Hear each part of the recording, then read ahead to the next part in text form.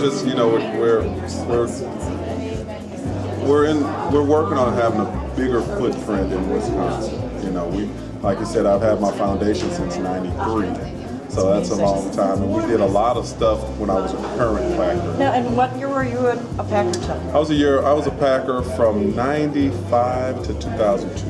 Wow. Yes. So you actually had your foundation prior to that? Yes. Yes. And through the time you were a packer? And through the time I was a packer. Wow. So we've always we've been devoted in developing kids as far as leadership development on many different levels. So the last 2 years we've been concentrating on getting back involved in the Wisconsin market on a day-to-day, month-to-month basis. So I think when I met you at the Harley event, we were just putting a team together. You know, we're putting a team together. It made sense. And it's always good to get out and work with the at-risk community. Just let people know they matter, especially during the holiday season. So, absolutely. You know, the coats and the hats and the mittens, it's a good idea. Bring folks in and let them know that people really care about them. Well, I think from what I understand, between all the involvement of community schools, media, everything else, we've raised literally hundreds of coats in just really a few weeks. Yeah, and it's really just word of mouth. It was word of mouth. It was family and friends. The school district was a great help. But sometimes I feel bad because it's mine by name, but we don't do it without the contributions of different corporations, people. You know, the people that volunteer their time. It's a Saturday, and I can appreciate it because I have 4 kids of my own. So I know Saturday is one of those days that everybody has something to do. So a lot of these volunteers are devoting their time and understanding that, it's a full day's work on Saturday. They deserve the job. Well, they did, everything from the setup to the serving of the food to everything. So it's pretty amazing. But for you to drop everything, you literally flew in today. Yes. Just for this. Yes. Oh, definitely. I enjoy it though. This is the fun part awesome. of it, and I was going to say that if that football superstar thing doesn't work out for you, you could definitely read as a professional. You are awesome. To the kids, right? You are awesome. It's like people should hire you out for that. So today we're reading the true story. Have you guys ever heard of the Three Little Pigs? Okay, everybody, who's heard of Three Little Pigs? Yeah? Okay, so this is the true story of the Three Little Pigs. That's what we're reading. By A. Wolf. So Mr. Wolf is going to tell it like a T.I. is. Everybody knows the story of the Three Little Pigs, or at least they think they do. Nobody knows the real story, because nobody has ever heard my side of the story. I'm the wolf, Alexander T. Wolf. I don't know how this whole big bad wolf thing got started, but it's all wrong. But maybe, just maybe, you could loan me a cup of sugar. The end. Santana decided that he wanted to come into the area and work with Wisconsin Harley-Davidson to do a community event.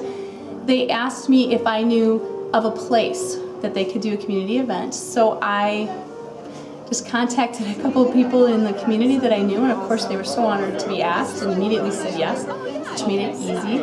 And then, because I work so closely with some of the populations that we serve, it was easy to get invitations out through the school districts, both in Milwaukee and here in Waukesha, through public schools, and then here in Waukesha, both through the Waukesha School District and through the Pro-Health Hispanic Health Resource Center. And those connections were made through a meeting with Chris Lombardi from Interfaith Senior Services of Waukesha. And so by contacting her to see what kind of resources she had, she brought in other community partners. It was St. Luke's, Interfaith, the school district, and through the social workers they identified it needy and at-risk students and invited them and their families, and then reaching out through the Pro Healthcare Hispanic Health Center. And so we began to meet regularly to come up with ideas, and a local businessman brought in the paper products and the coat racks and all the different kind of infrastructure things that you need. Santana is very involved with Read, Feed, Succeed, so he likes books. All in all, I think we probably brought in, through all this community partnership, close to 900 coats. And then there were donations of mittens and hats, and we had donations of candy and crayons, and so the kids got goodie bags. And then even today through Interfaith, they do some intergenerational things. Their seniors came in and read some books to the kids, as did Santana when he was here. And the kids were just so thrilled to have books read to them, to be able to take a book, to have their goodie bag with the candy and warm clothing and goodies. They could take bread home or baked goods or packages of snack cakes or bars home with them, and then to share with their neighbors. If they knew anybody, they were encouraged to take them for neighbors. They were encouraged to take extra books. And then at the end of today, the social workers and principals from the Waukesha School District will walk through with us, select coats for students they know were not here that need coats, and they will also take any books that they feel would be valuable to the classroom libraries.